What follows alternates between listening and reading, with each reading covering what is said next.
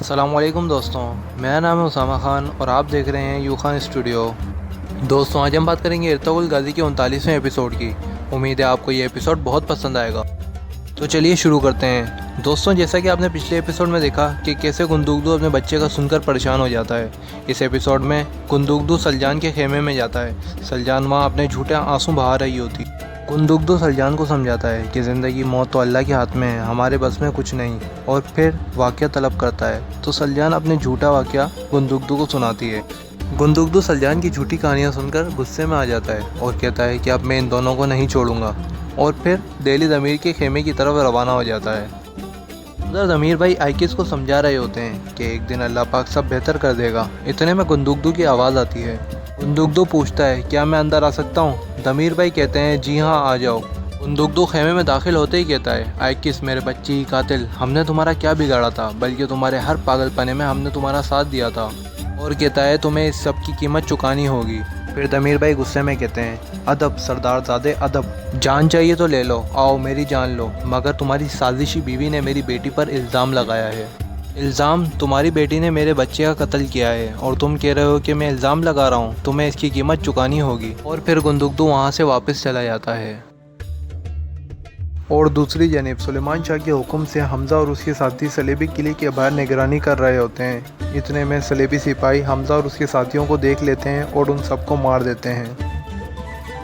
और किले में उस्ताद आज़म कुर्तुगलू को सुल्तान अल अज़ीज़ के लश्कर के बारे में बताता है कि वो 7,000 लोग होंगे और तुम्हारा 2,000 का लश्कर उनका कुछ नहीं बिगाड़ सकता। ये सुनकर कुर्तुगलू वहाँ से कबीले के लिए रवाना हो जाता है।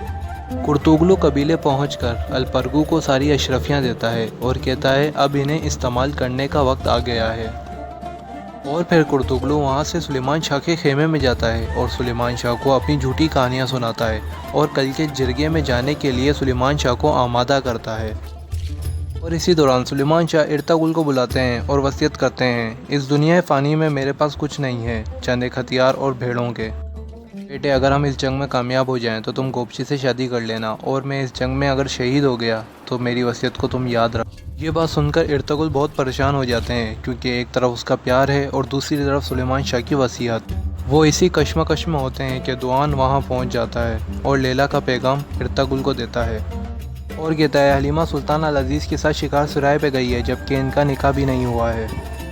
ये सुनने के बाद इर्तुगरुल वहाँ से कुर्तुगलू के खेमे में जाता है और फिर कुर्तुगलू से कहता है, चचा तुम्हारे दिन बहुत कम रह गए हैं इस दुनिया में, मुझे तुम्हारी सारी साजिशों के बारे में पता चल गया है।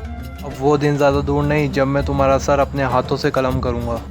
ये सिलसिला ऐसे ही चलता रहेगा जब तक कि मुझे तुम्हारे खिलाफ़ पक्का सबूत नहीं मिल जाता। कुर्तुगलू कहता है, जाओ जाके मेरे खिलाफ़ सबूत इकट्ठे करो, जिस दिन तुम्हें मेरे खिलाफ़ सबूत मिल जाए तो मैं खुद हाजिर हो जाऊँगा, अब जाओ यहाँ से। और फिर इर्तुगरुल वहाँ से बमसी के पास जाता है और अपनी घोड़े की सीट लेता है और कहता है, मैं हलब जा रहा हूँ और कोई मेरा पीछा ना करे।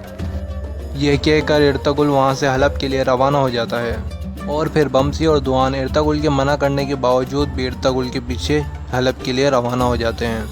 और इसी के साथ ये एपिसोड ख़त्म हो जाता है। उम्मीद है आपको ये एपिसोड बहुत पसंद आएगा। वीडियो पसंद आने की सूरत में हमारी वीडियो को लाइक कर दें और ऐसी ही और वीडियोस के लिए हमारे चैनल यू खान स्टूडियो को सब्सक्राइब कर दें और बेल आइकॉन को भी दबा दें, जिससे आपको हमारी नई आने वाली वीडियोज़ की नोटिफिकेशन मिलती रहे। और अब आपसे अगली वीडियो में मुलाकात होगी, तब तक के लिए अल्लाह हाफिज़।